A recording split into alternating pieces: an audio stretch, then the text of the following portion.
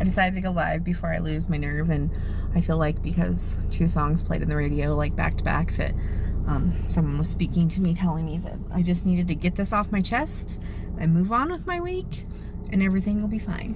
So if anybody knows me, they know what this week is, number 1. Number 2, you're reaching out to me to ask me questions or to offer your condolences. Well, to offer your condolences, I'm completely fine with that.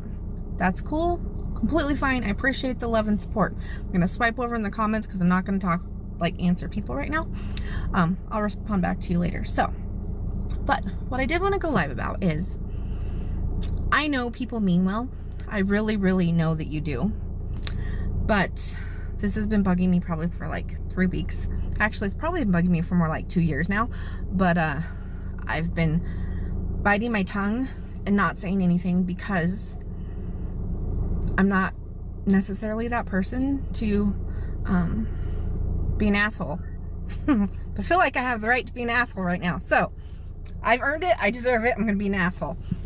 And if you don't like my cursing, then you might as well just stop watching now, because I'm a little angry because I've held on to some shit for 2 years and it's time to let it go. I'm going to try really hard to not start crying.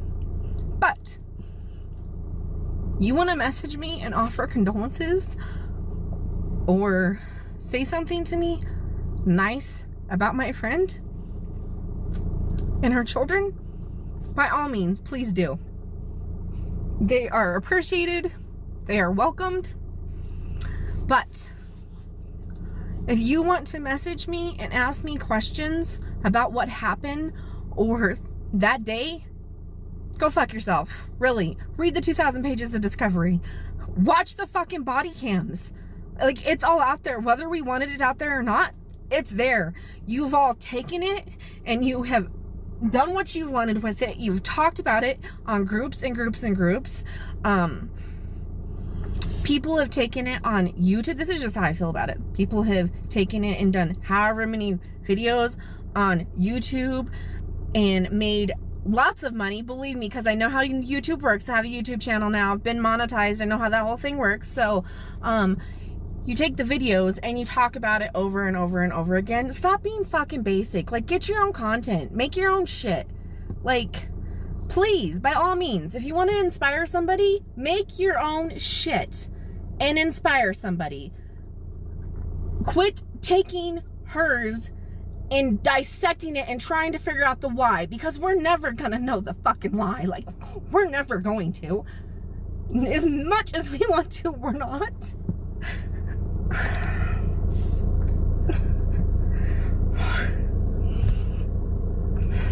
And as much as the messages are nice for prayers and condolences and all of that, I know I'm speaking for quite a few of us that were involved. We can be going about our day and trying to live our lives, because believe you me, there's not a day or a second that we don't think about it. There isn't, because we would give anything to go back and to change it, or to say something different, or to do something different, as little as it could have been if it would have changed it. But we can't. So please think about when you're sending those messages. Like, just take a moment. And I'm probably going to get a lot of messages after this. But my point is it doesn't matter whether it's what's happened to me or if you've lost somebody, period. It's nice to be checked up on. Welcome to True Crime Log, where every case cuts deep. Hit subscribe, turn on notifications, and step with me into the dark. Imagine this. You arrive at your best friend's house, expecting to see her step out the door with that tired smile she always wears after a long trip. But instead, there's only stillness. Her car sits in the driveway exactly where it shouldn't. The front door is locked. Her purse is inside. Her shoes are by the door. And the home that should be echoing with the voices of 2 little girls is wrapped in a silence so deep it feels unnatural, wrong, heavy. Most people would hesitate. Most people would assume it was nothing, a nap, a late start, a busy morning. But Nickole Atkinson felt something darker. A pressure in her chest. A cold instinct tightening around her ribs. Something was wrong with Shanann. And something was very wrong inside that house. She didn't see movement through the windows. She didn't hear the girls. She didn't feel the presence of a family. She felt absence. A void. A chilling wrongness that she couldn't ignore. Before police ever questioned Chris Watts. Before the cameras appeared on the lawn. Before the nation learned the name of a man who claimed he didn't know where his family was. There was Nickole's voice on the phone, trembling, urgent, refusing to be dismissed. The call that changed everything. Before we continue, if you believe real friends, true friends, protect, speak up, and take action when something doesn't feel right, then take a second to support this channel. Like, subscribe, and turn on notifications so you never miss our deep dive breakdowns into the cases that shook the world. Because this story begins with a friend who simply refused to walk away. And now, we step into the moment the world first heard her words. The officer sits down across from Nickole Atkinson, the weight of the case already settling into the room. She's holding herself together, but you can see it, the fear, the guilt, the disbelief tightening around her throat. She's trying to replay the morning frame by frame, hoping she missed something, anything, that would explain why Shanann wasn't answering her phone. And as the camera records, Nickole begins to describe the messages, the silence, the last moments she saw Shanann alive. This is the interview that started the unraveling of Chris Watts' perfect facade.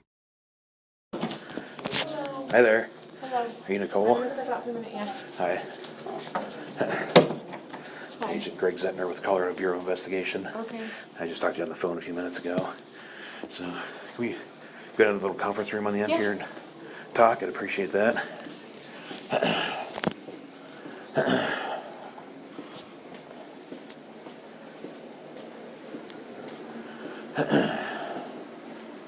are you liking the weather? And it's raining like crazy.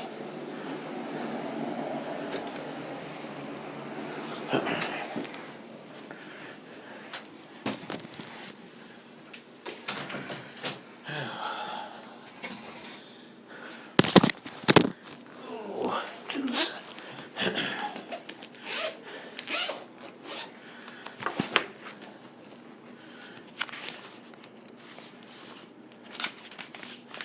All right.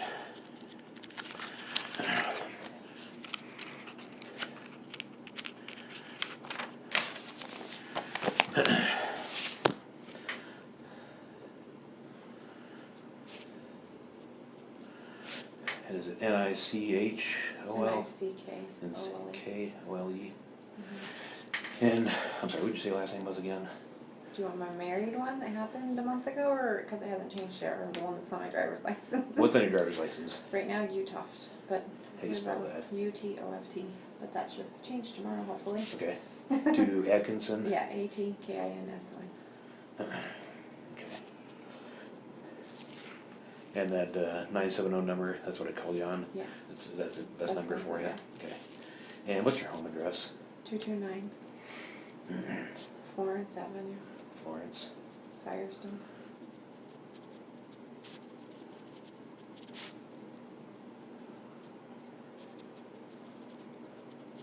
8052. And what's your date of birth? 6481. Okay. All right, so I understand that you are pretty good friends with, is it Shanann or Shanann? It's Shanann. You pronounce it like shenanigans. Okay. Everybody calls her everything else but that, but it's Shanann. Right. It took me like 2 years to get it down. Okay, yeah, I've heard Shannon, I've heard this, that, and the Yeah, other, so Shanann, okay. Yeah. So I understand you and Shanann are pretty good friends, is that? I mean, yeah. Correct. We hang out a lot. We have kids the same age. Okay. I met her because her mom started working for me when I was running a whole bunch of salons and decided to change professions, so now I'm here. But Okay. that's not important. All right, so how long have you known Shanann? 3 to 4 years, I would Okay. say. It was when Bella was little, and then she was pregnant with Cece, and Cece just turned 3, so. Okay, so Bella is the older one, right? Bella's 4. Bella's 4. And then is it Cece. Celeste? It's actually? Celeste, and Okay. she goes by Cece, yeah. Or they call her Cece. Right. So it's Celeste She's Catherine. 3. Yeah, she Okay. just turned 3 in July. Okay. Okay. And, okay. That's into, you guys have kids that are close in age? Yeah, my youngest is Madison. She's 2 and will be 3 in October. So Okay. we go to their house, or they always ask, "When's Madison coming over?" If I go by myself and Sure. they're there. So Okay. So since you've known Shanann for about 3 to 4 years, when did you meet Chris? the same time I met Shanann, I actually got invited by her mom, Sandy, over for Cece's first birthday party. Okay. I mean, I like talked to her in passing, but to actually like say I got to know her and stuff like that. I met her before, but not like where we developed a friendship. So, Cece's first birthday party around then, I went over and I met the whole family and spent Okay. some time with them. So, and ever since then, because we have the same kids in age, and she got me doing Thrive with her. So. Okay. What is Thrive? I've heard about that. I don't So know exactly what that is. It's these patches that we wear, Mhm. and it's a nutritional supplement. Oh, okay. So it's not just patches, but that's the gist of it. Okay. Unless you want more information. I've heard of it. I didn't know what it was. Yeah, So- it's a nutritional supplement. Okay. It just time releases vitamins and minerals into your body all day long, so it gives you like mental clarity and Oh, energy. all right. You actually stop craving stuff that you normally would want, like ice cream. I don't crave ice cream anymore. I Really? quit drinking soda. I don't drink coffee. Oh. All right. Good. Yeah. Okay. So were you and Arizona. Shanann? See, now you got me wanting to say Shenanigans. Right. So were you guys together in the Thrive Mhm. part of this? Is that like a? It's a home-based business. Okay. It's kind of like Mary Kay, or it's a direct sales Okay, thing. gotcha. So she actually, when I went to Cece's birthday party 2 years ago, gave me a sample, and then I went over to her house and we had play dates and whatnot for a year. We'd go to lunch or whatever here or there, like girlfriends do. And then a year ago, I finally decided to try it. After the sample she gave me, sat there and I was like, okay, I texted her and was like, I'm gonna try it, and she's like, okay. And then like by day 2, I went over and signed up to be a promoter because I actually felt what it was doing for me. So I was like, she's like, you just be a customer, and I'm like, no, I'm gonna talk about it. I want to make money off of it. So Okay. yeah. So you guys were wrapped up in the Thrive thing together. Yes, And we so- left together. We flew out together and we flew back together. Okay. So you guys, was there like a Thrive convention this last There weekend? was a training in Arizona Okay. that some of the top leaders of the company were putting on. Okay. Where was it in Arizona? Scottsdale, at the Embassy Suites. Okay.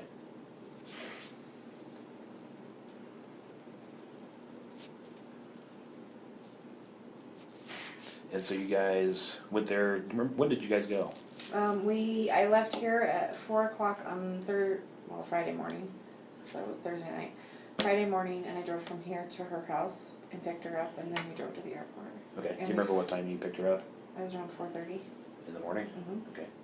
You guys have a really early flight, I assume? Yeah, we flew out at 7.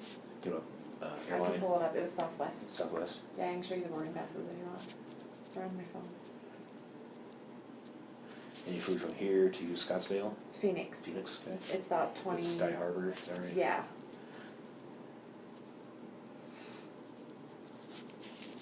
Okay, so you picked her up on, that was Thursday, Thursday. you said? So Mhm. what day was it? Thursday the 9th, is that right? Well, it was Friday morning, so it would have been the 10th. Oh, I got you. Okay, August 10th at 4:30 a.m. Mm-hmm. Okay. And your flight was at what time? 7:10, you said, something like We that? flew out at 7. 7? Okay, Mhm. So we got to the airport like right around 5 o'clock. sure. Okay. So you picked her up from her house. Mm-hmm. Is that the one on, 2825. yeah, what's her address? 2025? 2825. It just escaped me. Give me a second. Saratoga. Oh, there you go. I was like, Saratoga Trail, is that right? yeah.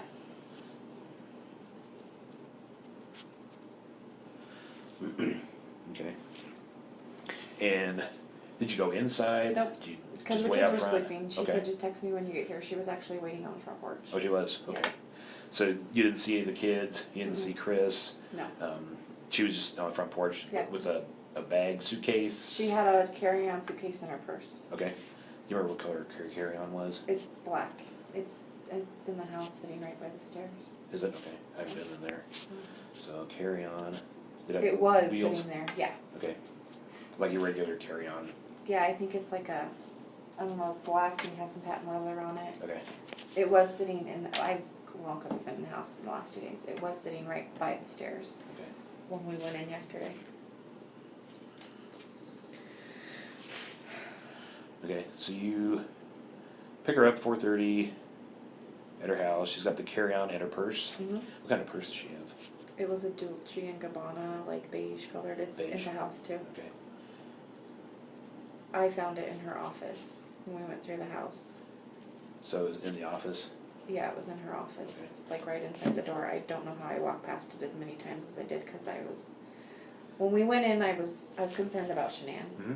because, I don't know, I can let you ask your questions, I can tell the story as you ask them, or I can just tell you, I don't know. We'll kind of muddle through this, so Okay. just go ahead, I'll interrupt if I have a question. So I was concerned because normally when we come back from these, she harasses me, and I don't want to say harass me, but she harasses me the next day, like, come on, let's call people, let's get things going, let's work business. And she didn't call it, or she didn't text that morning. Like, usually I have a text message between 6:30 and 7:30 from her if she wants to do business or wants to get together or whatever. And I had signed up a new promoter over the weekend, so we had plans to go to lunch with her at 1:30. And I woke up at like 7:45 that morning, and I didn't hear anything from her. I thought it was odd, but I knew we were both tired, so I rolled over and went back to sleep. And then I woke up, and I still hadn't heard anything from her, so I texted her. Like I said, I can show you the text. Yeah. I just have to skim through. She's usually on the top.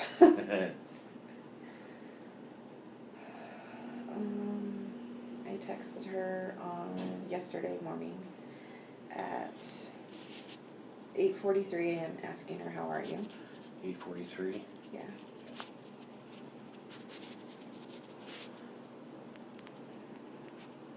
And then I texted again at 8:55 and said, just wanted to see if you were okay. I know you're hurting a lot last night. I hope you're okay. She's 15 weeks pregnant, and she was having a lot of migraines over the weekend. And she she was tired. She wasn't eating because of what was going, like we were pushing food on her and water because she was dehydrated and not eating like she normally does. And I presumed it had to do with what was going on with Chris. So. All right, hang on, let me catch up with you real quick. Yeah, you're fine. Okay. Okay, so migraines. Let me make a few notes so we can come back. Yeah.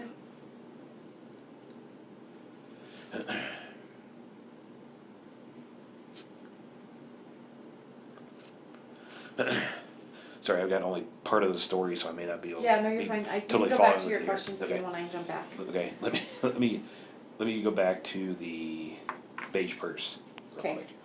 So that was the beige purse that she took with her on the trip, Mhm. and it was in the office. Yes. Where you found it. Okay. Yes. Is that an unusual place for that to be? I mean, no. I mean, I don't pay attention to where Shanann puts her purse or whatever. So no, I don't think so. But usually she has it on the counter when I'm there because we're getting ready to leave. So Okay. I don't know. So did you move it at all, or did you just leave it where it was? I told them I found it, and then they asked me to get it. The police officer did, and Chris. So I went and grabbed it, and I gave it to Chris. I didn't go through it. I gave it to him and let him go through it. All right.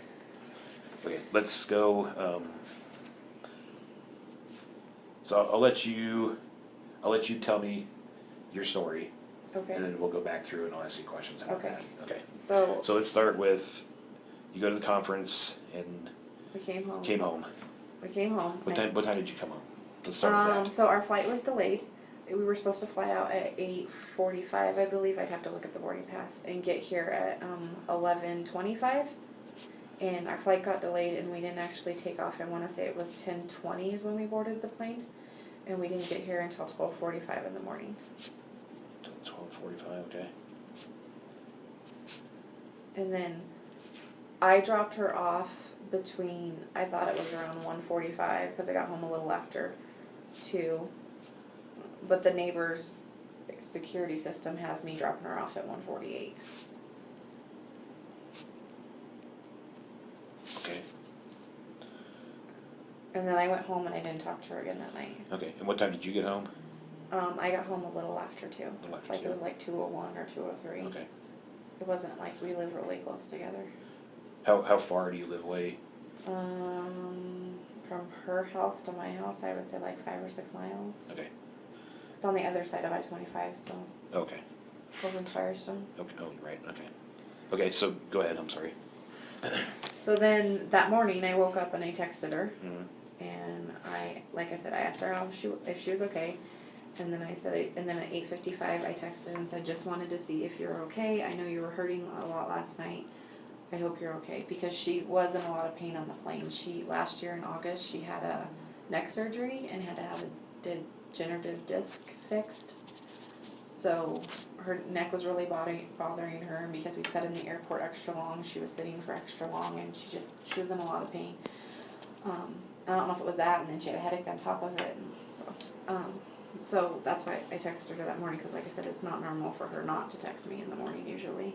Does she have medication that she generally takes for the? Yeah, she had, I don't know what it is, but she did have migraine medicine with her, and then she also had anti-nausea medicine with her that she was taking over the weekend. Okay. And they Do the migraines make her sick? yeah. Like nauseated? Yeah. Okay. Well, and then she's pregnant too, so I don't know if she's taking the anti-nausea for the migraine or There for is the that, pregnancy. yeah, right. So, yeah.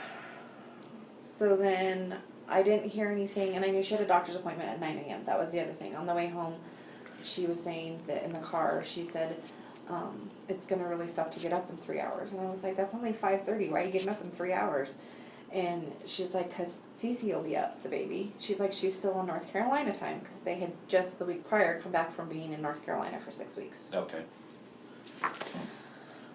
Who all was in North Carolina? Cece, Bella, and Shanann all went out. I could look on the calendar and tell you the dates. At the end of June. And then Chris went out the last week and then flew back with them. They were there.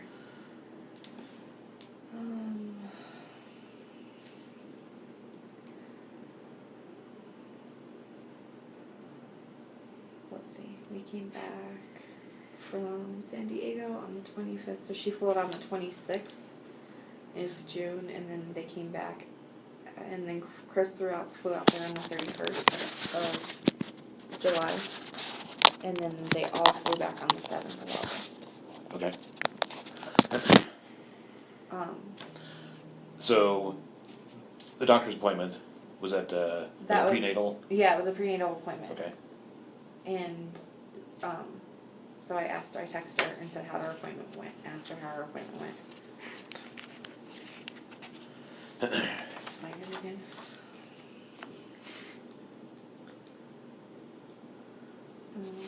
I texted her and again at 9:21 and said, let me know how your appointment goes. And then at 11:46, because I thought she might be busy out running errands or whatever. I mean, it wasn't like her, but... Is it unusual for her not to return texts? Yes, very unusual. Because of her business, that's how she communicates with everybody. She's constantly on Facebook. And that was the other thing. She didn't post on social media that morning. And if you go back and look through her Facebook, she has posts anywhere from 5:30 to 7 in the morning, every single morning. Every morning. It's very unlikely. And she didn't on the 12th? Correct. Then that's unusual. Yes. Okay. So when I looked on Facebook, because I hadn't been on Facebook either, I was actually I drove to Longmont around 10 to go look at a house for the other gal that was with us in Arizona. Her name's Cassie. They're supposed to be moving out here.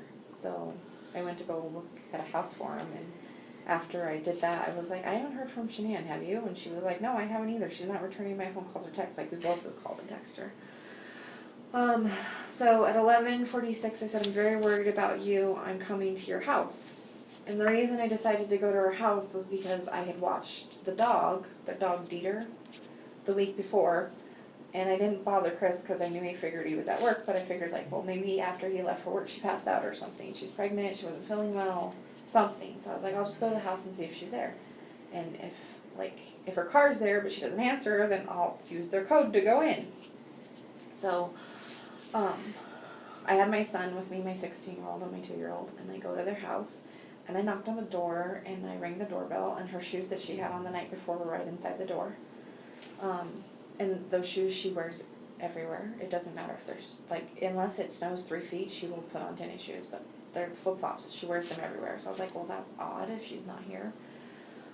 And she buys the same damn flip-flops every year because she likes them that much. Like, Well, do you know what kind of brand name they are? I don't. I have a picture of them. Can you send me some of this stuff? Yeah. Can you, if you have a picture of the flip flops, that'd be great. And do you know how to do like screenshots? Mhm. Can you send me My text? those texts? That Yeah. also that would be perfect. If you could send them to that phone number I called you on, that would be great. What color are these flip flops? They're black. Are they like regular between the toe flip flop? Yeah. Okay. And those were inside the door, and you could see them. Yeah, I could see them because the way their door is, it's a door and then there's 2 glass panels on each side. Okay.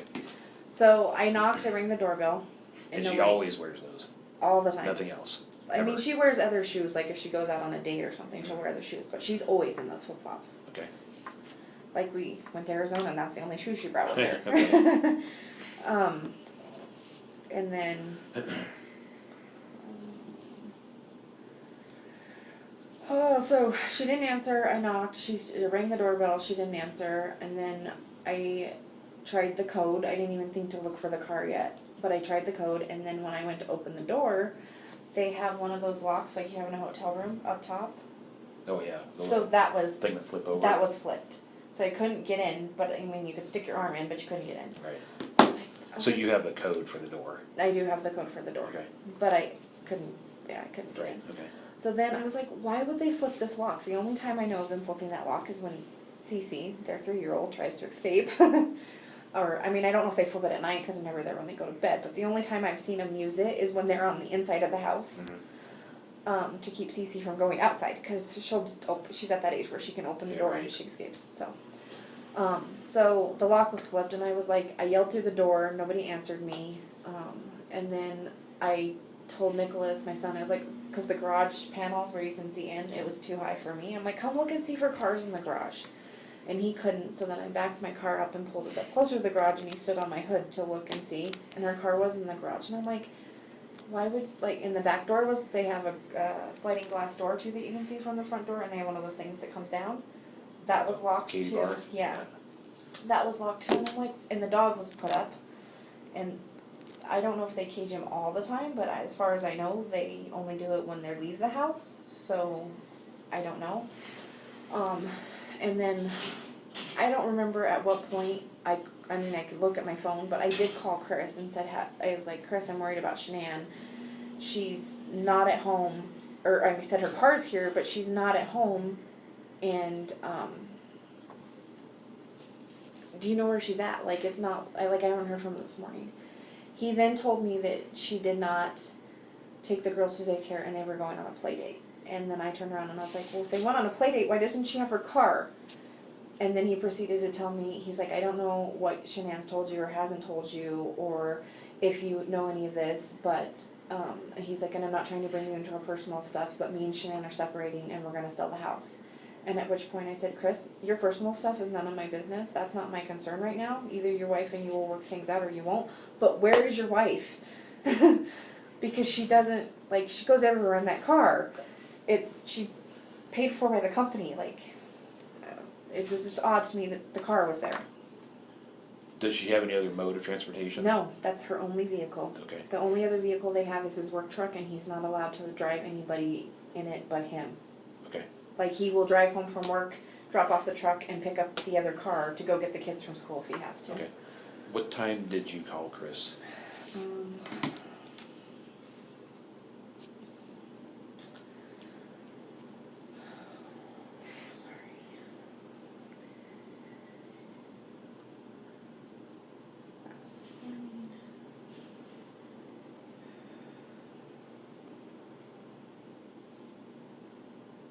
I called him at 12:27.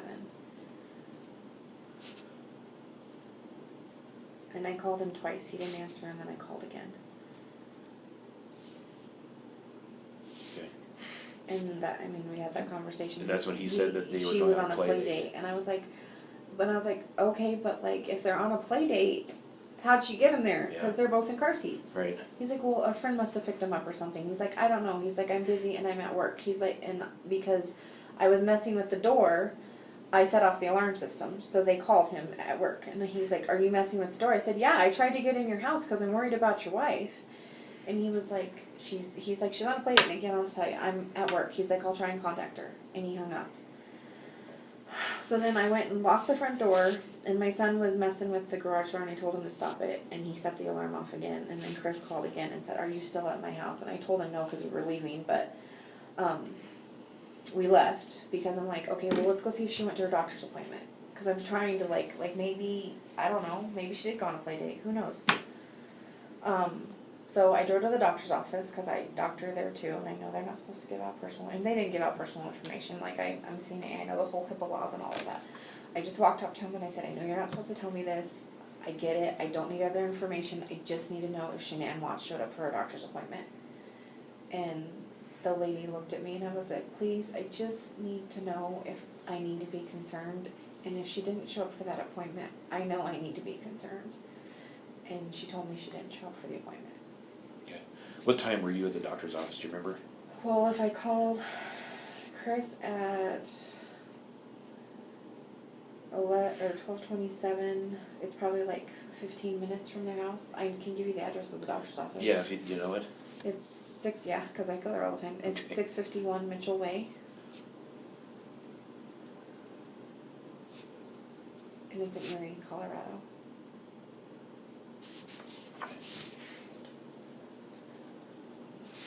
And you think you're there 1 o'clock-ish, maybe? Let's see. Cassie called me when I was leaving there and I was heading back at 12:40. So yeah, I would say around 12:30, 12:40. Okay, 12. Because I got 2 phone calls from our friends because they both wanted to know what was going on. Okay. So you think it's about 15 minutes between their house and the doctor's office? Mhm. So we call it 12:45? Would that be accurate, you think? Possibly, yeah. Okay, I'll call it, how about 12:40 to 12:45? Okay. Does that sound Okay. accurate to you?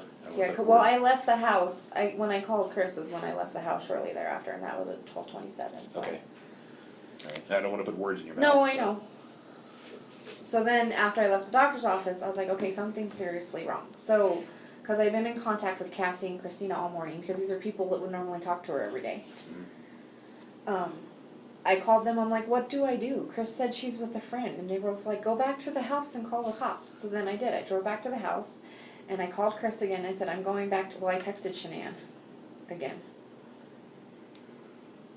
I don't mean to jump around. That's okay. I'm with you. There's just, I don't get it.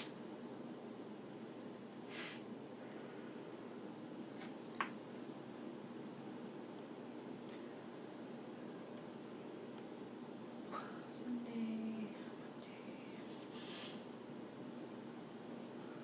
I texted her, this is when I left the doctor's office, at Okay. 12:47. I texted her, I said, "I've been to your house, you won't open the door, your alarm's set, your shoes are sitting inside, your car's home, I'm very concerned about you right now, I need you to text me or call me, I just want to know you're okay. If you don't want to talk to nobody, you don't want to be around anybody, I get it, it's fine, I just need to know you're okay." And she didn't respond. So I was driving back to her house at that point. Okay. And then Cassie had called Chris and told Chris that he needed to go to his house. And who's Cassie? She's one of the other Thrive promoters, but we're all friends. She was in Arizona with us.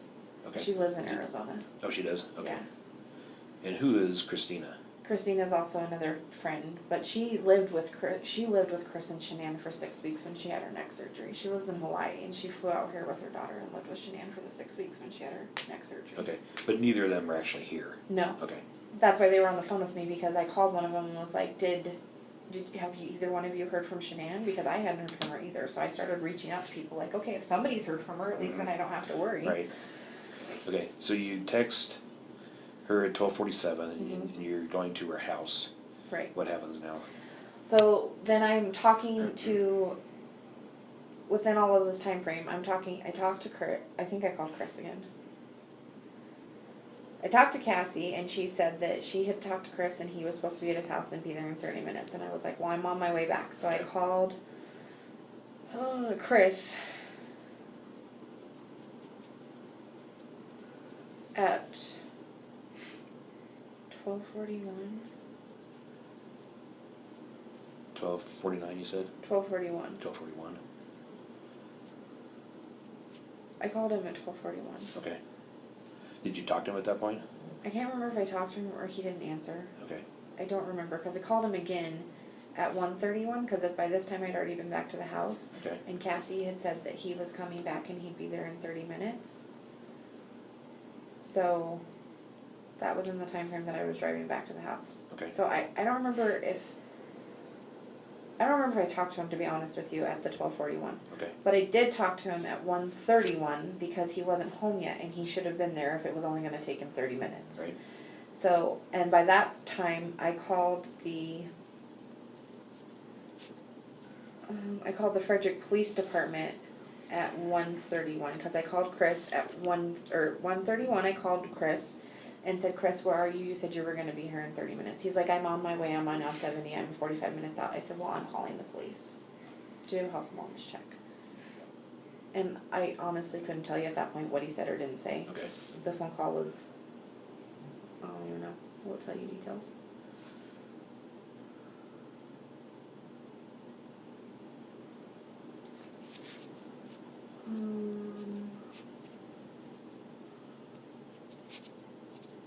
I had an incoming call at 12:41 and it lasted for 42 seconds. I think that was him calling me to ask me if I was still at the house messing with the door. At 12:41? Yeah. Okay. And then at 1:31 I called him and that's when I told him that, like, you're not here. And then he still wasn't at the house. By 1:52 I called again and was like, where are you? But I had already called the police then and they were on What their time way. did you call the police? 1:33. Did you call 911 or the regular line? I called the non-emergency line Okay. because I didn't know whether they would consider that emergency or not, so I looked up the non-emergency line and called it. Okay. And then So then 1:52 you said you got another phone call? Or you I Chris called him again and I was like, where are you? Because the police were there and they wanted to know how far out he was because we couldn't get in the house. The police couldn't even get in the house. Yeah. He's like, well, I don't want to break down the door if she's not in there. So the police officer didn't. So he was checking windows and stuff and trying to figure out how he could get in. And then he said, he was like 10 or 15 minutes out or whatnot. I really don't remember. Okay. It was a very short conversation, though. I can tell you how long it lasted. I was on the phone with him for 17 seconds, so if that tells you. Sure. That's short. Yeah. So then Chris gets there, and the police officer was like, do you know where your wife is? And he's like, no. He's like, well, can you open your door so we can go inside? And he wasn't there yet. And then I called her mom, because her mom had lived there too. So I called Cassie, because Cassie stayed with her, and then her mom stayed with her. So I was trying to get anybody to give us a code for the garage, because that was the only way to get in. So I let Chris go, and then I called her mom, and her mom didn't know what was going on. And I was like, Sandy, do you have a code to Shanann and Chris's garage door? And she was like, she started giving me numbers, but none of them worked. And then I, of course, had to tell her what was going on, and I didn't call her before that, because I didn't want to upset her if there was nothing to upset her about. So, and then Chris showed up and let us in. Okay. How did he let you in? He opened the garage door. Okay. So And it didn't dawn on... I'm sorry. There's a front door and then a back sliding glass door. Yeah. And then is there a door through the garage as well? Yeah. Okay. Sorry, go ahead. No, you're okay. It didn't dawn on me at the time because he went to open the front door so we could come inside. But when we walked into the garage, or when the garage door opened, he immediately opened the car door and then bolted for the house. I've been trying to play this through my head so many times in the last 2 days. Okay, let me see if I've got this straight. So he opens the garage door, and it's you and Chris. The police And officer, the police officer. my 16-year-old, my 2-year-old, I think, was playing in the front seat of the car still at that point. And the neighbor might have been there by that point. The neighbor came over at some point. Okay, so the garage door goes up, Uh-huh. and is Chris in first? Yeah. Who's behind him? I think it was the police officer and Okay. then me and my son. Okay, so as Chris walks by, what car is in the garage? It's a white Lexus. Okay, is it one of the SUV type Yeah, vehicles, I don't like know. a Ford Explorer type version. okay. Yeah. And so he walks along the passenger side? I'm sorry, Yeah. along the driver's side? No, passenger side. Passenger side. And he opens the door. And it didn't. Front or Front passenger door. front passenger door? And I don't know why that's sticking out of my head, but it like distracted all of us because I started looking at the car and then I looked to see if the girls' car seats were in there and whatever. And then he went and opened the front door and it, like, I didn't even dawn to go on the front door. We all went through the garage. But he went around and opened the front door, did whatever he did. And I'm not trying to incriminate the man, I don't know what my friend That's is. unusual. And it doesn't explain things. Okay. So let's see. So into garage. Opens front passenger door. Hmm.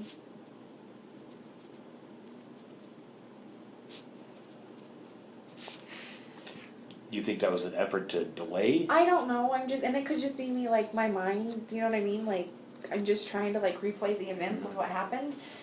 It just was odd to me, like, if we're looking for them in the house, why did you open the car door? Yeah, It was odd. that is unusual. Okay, so I assume that delay wasn't very long. No, it was probably, like, 30 seconds, 45 seconds, I don't even know, it wasn't that long, but we went in the house, but I know I was, like, because I looked and the car seats were in there, I'm like, if she's with friends, why are the car seats here? Like, how many friends do you know carry around extra car seats? Yeah, none. So, yeah, so that's where, like, the more I've thought about it since yesterday, I'm like, why did he open the car door? Like, that's something you do after the fact, I think. Like, I'd go inside and see if somebody was in there or if they were okay. So, Okay, so then you go inside. we're inside. Okay. Okay, go ahead. And everybody kind of split. The police officer and him, like, everybody kind of split because we were looking for Cece and Bella and Shanann. Like, everybody just kind of split up because at this point, I don't know what you guys are considering this or not considering this, but at this point, we all split up and we're just looking to see if we can find them. Downstairs, upstairs, everywhere. Every room, everywhere. We're just looking. And they're nowhere in the house. They're nowhere. Like, Okay. nowhere. Can you describe the house, inside of the house for me? I mean, is it in shambles? Is it No. messy? Is it No, neat? it's clean. It's neat Is and it clean. always that way? For the most part, I mean, the girls might have a couple toys out here or there, but no, it was really clean. Like, and Shanann's, like, I'm sure you're gonna go in her house at some point. She's very OCD. Everything's labeled. It has its spot. Okay. It doesn't move from that spot. If it does, it gets put back in that spot. Like, yeah. Okay. Do you notice anything unusual? Does it smell weird? No, it just. Is anything out of place that I you mean, I could say it notice? felt weird, but Felt weird. it felt weird. Let's talk about feeling weird. I don't know. By that point, it felt like it had an eerie feeling to it. My mind wasn't in a good place. Okay. Because it didn't. She never leaves that car. Like, that car goes everywhere with her. I mean, unless she's out of town and Chris needs the car because he has the girls, they always have that. She's always in that car. So, I don't know, it was just weird to me that the car was there. Her shoes were by the front door. Okay. So would it be fair to say that for her to leave the house without her shoes and that car, it's out of character. it's very unusual for her? Yes. And it got worse as we went on. So we all split up and we're looking for things. And then I'm not sure how we all ended upstairs, but we all ended upstairs at one point, and Shanann makes her daughter's beds every day. Like, I've been upstairs, they have a playroom upstairs, I've seen their rooms. Those beds were not made. The beds were made. The little girls' beds were not made. Shanann's and Chris's bed was stripped. Okay. All of the bedding was, and I don't know if all of the bedding, but the bedding was all over in the corners of the room. And I didn't touch it, I didn't go through it, I don't know, like, if sheets were missing or anything like that, but all of the bedding was stripped off the bed, which I thought was weird.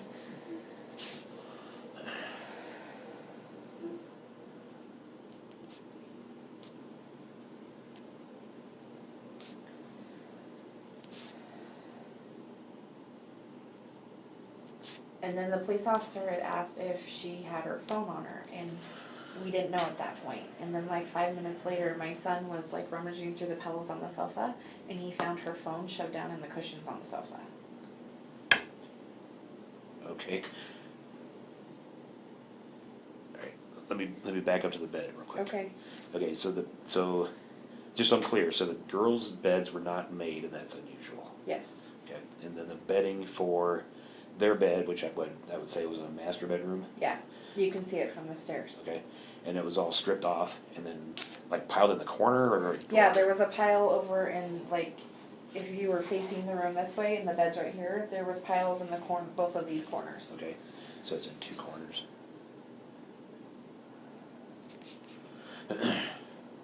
Okay, so was it just a bare mattress that you saw? Yeah, there was a mattress cover on it, but like Okay. I don't know if it was a mattress pad or just a mattress cover, but there weren't any sheets or blankets or pillows on it. Okay. They were all on the floor, which I thought was odd because Shanann usually doesn't start a project unless she's going to finish a project because of her OCD-ness, if that makes sense. Okay. But Chris does all the laundry too. So if Chris left for work, why was the bed stripped? Right. And he says he takes care of all the laundry and does all the laundry. So that was the other thing. I don't know, they're silly little things, but like why would he strip the bed before he went to work if Shanann was still there sleeping in it? Okay. And you said the pillows were on the ground too? Yes. Did you happen to notice if the covers were on the pillows? I didn't. Okay. What color sheets were on the bed or were laying in the pile? They were white.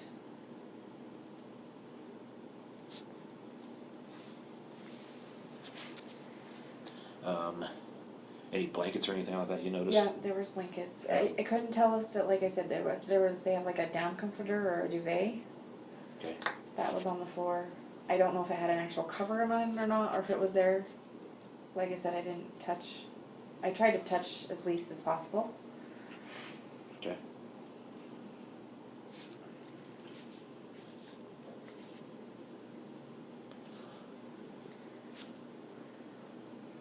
Because, well, at that point, bad thoughts were going through my head.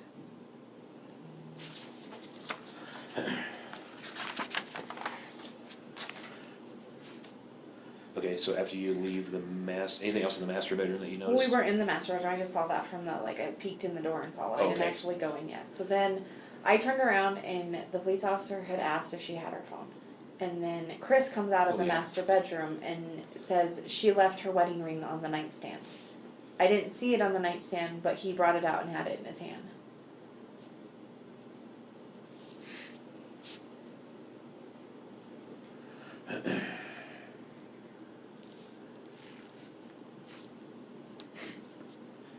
Did she have it with her Yes. in Arizona? It was on her hand. I mean, I don't think, the only time I've ever seen her take it off was when she had her neck surgery. Okay. Because she can't have jewelry on when you have surgery. All right. Tell me more about the phone. So my son, like I said, he was rummaging through the pillows because we were trying to see if her phone was there. Because if it was, it's usually where people normally put phones or whatever, by the bed or whatever. I don't know why he chose to look in the sofa, but he did. He's a 16-year-old. I don't know.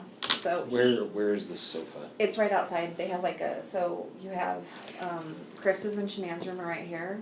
Then there's a playroom over here and a bathroom. And then there's a laundry room right outside their bedroom.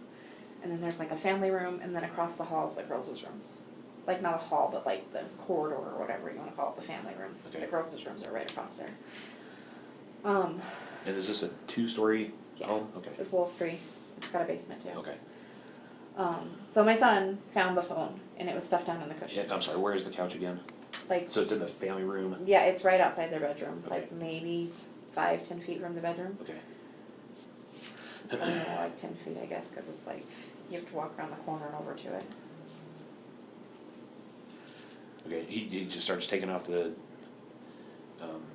cushions? Yeah, he was just, because it's one of those couches that has the base cushions, and then it's got a whole bunch of like throw pillows on it. So he picked up her phone and it wasn't on. Okay. And then at that point, because I called her mom and I called Cassie, we were all on the phone together and they were on speaker. So they heard everything that was going on and everything that was being said. And the police, As you're walking through the house? yeah, because her mom was saying, like, look here, like, see if this is here. And I'm like, Sandy, calm down, let's first see if she's in the house. So we found her phone and Chris turned it on. The police officer asked him to turn it on. So they turned it on, and then it needed a code. I didn't know the code, but Cassie knew the code. It was the baby's due date. Okay. So we put that in, and then the last text and call that she had made was to Chris. Because they, I don't know, they popped on that, he started doing stuff to it, Chris did. Shanann's phone's an iPhone, I can't run iPhones, like I just, yeah. Did you happen to see what time that last text was? I didn't, I mean, and I don't know if it was a text, it was just like on the call log or whatever. I'm pretty sure it said, I don't know even know if it said Chris, I just now started to see, it could have said Cassie, for whoever texted her last, I don't know. So then, I walked away from the phone. I went downstairs because Sandy was like, Nikki, go look and see if the girls' meds are there. Because Cece, the 3-year-old, well, Bella too, but not as bad as Cece, they both have asthma, but Cece's highly allergic, like EpiPen, anaphylactic shock allergic to tree nuts. So Shanann always carries those stuff on her, like their inhalers, their EpiPens and stuff like that. So her mom said, go see if you can find the girls' medicine. So I went downstairs and I looked in the cupboard where I knew the medicine was. And I didn't see it, and I didn't even notice it till like a couple times passing or whatever. The thing that she carries them in, it was on the counter, but it was under the cupboard and it was like back in the corner, and I just like, I don't know, franticness, wasn't paying attention, but it was there. So she did not have the girls' meds with her.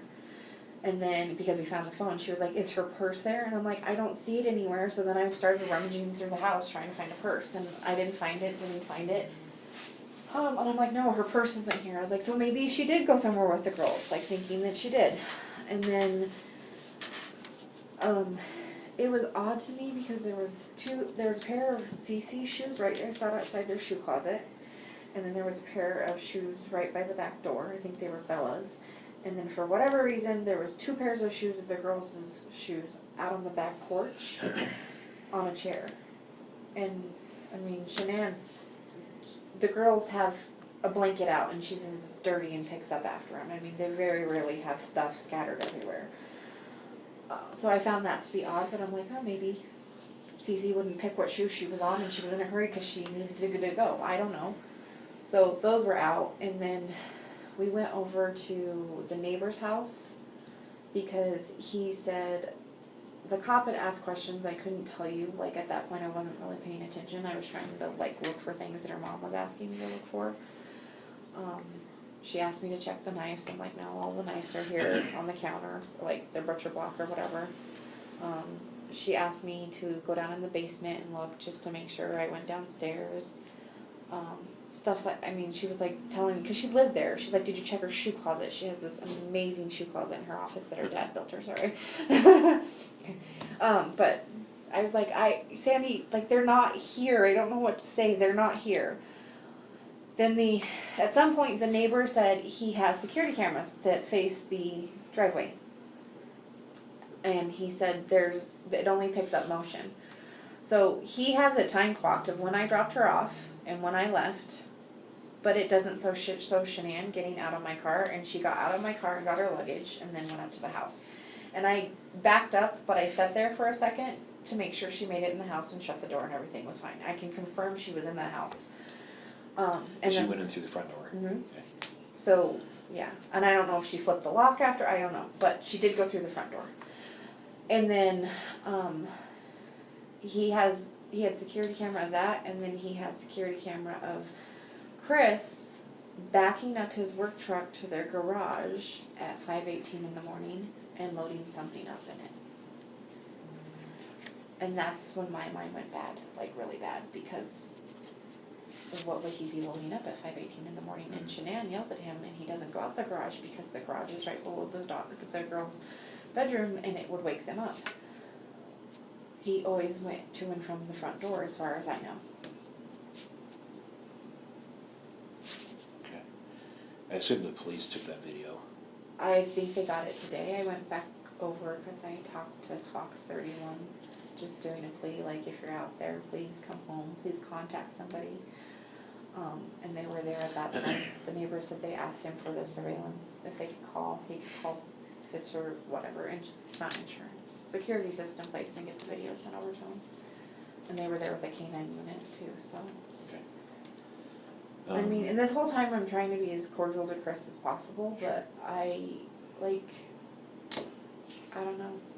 I think you said several times that your mind went to a bad place or something to that effect. effect? Because her What- purse, well, then we found her purse. So then after we saw the videos, we go back in the house, and I found her purse right inside the door of her office. And I went in her office several times. It was like tucked right there by the door. I just walked past Was it behind the door? No, it was like right next to the door, like the door was open, and then on the opposite side, it was sitting right inside the door. Okay. So did it appear like somebody was trying to hide it, or just? No, it I think she kinda just like out of the somebody way? set it right inside the door as they were walking by or whatever. So, like, I don't know, he's never made me think that he would do anything bad or done anything to make me assume that, but Shanann wouldn't leave her phone, she wouldn't leave her car, she wouldn't leave without the kids' meds, like, and I'm just like, Chris, you were the last one to saw her, where is she? That was one thing I was gonna ask you about. So this EpiPen that she carries for Cece, Mhm. does she go anywhere without that? That I don't know, but I mean, I'm sure the school has them, but she had, like, I don't know how, I just know she carries it on her if she's gonna go somewhere where there might be an issue. Yeah. I don't So- know if they have one in the car, like, I don't know to that extent, but I know, like, when she travels, she has a little case that has all of their inhalers and an EpiPen and all of that in it. So, and she just got back from North Carolina, so in her office, on her desk, there's bags of all different kinds of medications that the girls take, like, you know, Tylenol, ibuprofen, Motrin, allergy medicine, and whatever, I don't know what they're prescribed to, so whatever it was all still in baggies. Okay. So my thought is, if you were gonna leave your husband, why not pick up the baggies that are already packed and take them with you? Right. But all of their luggage was there too, that was the other thing. She bought the girls special luggage to go to North Carolina, like, if you were gonna leave, why wouldn't you pack up their clothes and take it? Okay. So did Shanann ever say anything to you about their relationship? So, the week they were in North Carolina, and I can show you text that she sent me, she said, I think it was the second or third week she was there, and there's posts all over Facebook about it too. She got in a fight with Chris's mom because she went to Chris's mom's house to visit, and I think her name's Cindy. The other grandkids were there and they were older. Cindy bought ice cream that has everything Cece's allergic to in it. So Shanann asked, and this is just hearsay, I don't know. Shanann asked Cindy, please do not give this to the other grandkids until I get Cece to bed, because she's not gonna understand and she cannot have it. And she took it and put it back in the fridge, and then I guess Cece went and got it, and then Shanann like put her to bed, because I mean she's so sick, like, you eat not peanuts, but cashews and kiss her, she could go into shock. That's how severe it is. So,